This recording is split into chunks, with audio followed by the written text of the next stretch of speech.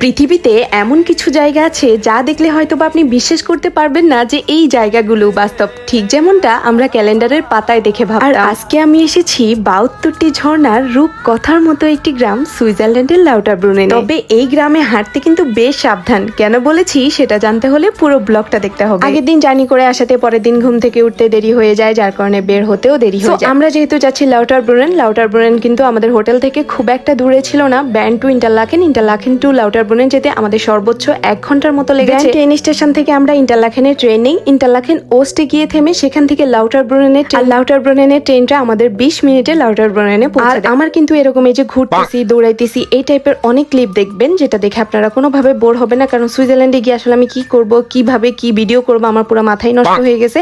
আমি মনে হয় এরকম ঘুরান্টি ১০০০টা দিয়েছি, এরকম দৌড় আমি মনে হয় ১০০০ বার দৌড়েছি, বাট কোনোভাবে আমার মন ভরতেছিল না, মনে হচ্ছে আরো ঘুরি। সো এই ধরনের ক্লিপ আপনারা আসলে অনেক দেখবেন। এনিওয়েজ, ইন্টারলাকেন ওস্টে আমরা কিছুক্ষণ থেমে পরে আমরা লাউটারব্রুনেনে ট্রেনে উঠি। ইন্টারলাকেন নিয়ে আমি বলেছিলাম আমার আগের ভিডিওতে যে পরবর্তী ব্লগটা ইন্টারলাকেন নিয়ে থাকবে।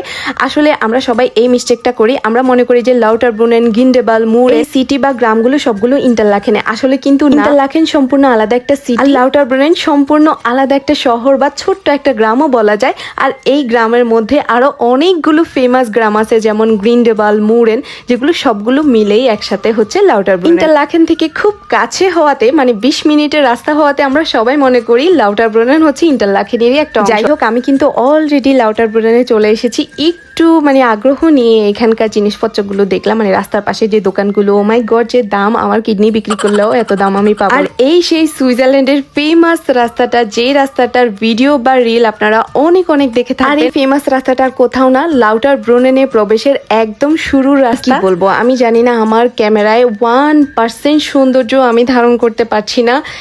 এত সুন্দর, আমি যত উপরের দিকে যাচ্ছি আমি জাস্ট মুগ্ধ হয়ে যাচ্ছি।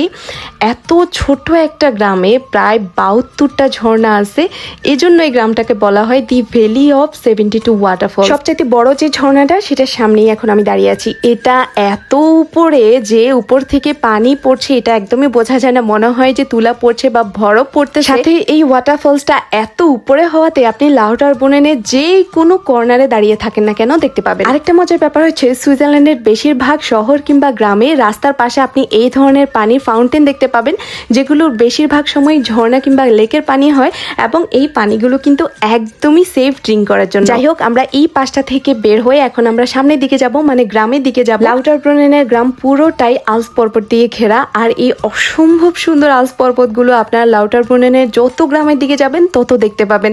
দেখার পর আপনার মনে হবে যে এগুলো কি আসলেই বাস্তব, না আমি স্বপ্ন দেখতেছি। এনিওয়েজ, আজকের ব্লগটা আমি আর বড় করতে চাচ্ছি না। লাউটারব্রুনেনের গ্রামের দিকে গেলে আপনারা কি দেখতে পাবেন সেটা আপনারা পেয়ে যাবেন আমার লাউটারব্রুনেন ব্লগ পার্ট 2 তে। আজকে পর্যন্তই, আশা করি আমার ব্লগটা আপনারা এনজয় করেছেন। আপনাদের যদি কোনো কোশ্চেন থাকে আমাকে কমেন্ট বক্সে করতে পারেন। দেখা হবে লাউটারব্রুনেন ব্লগ পার্ট 2 তে। আল্লাহ হাফেজ।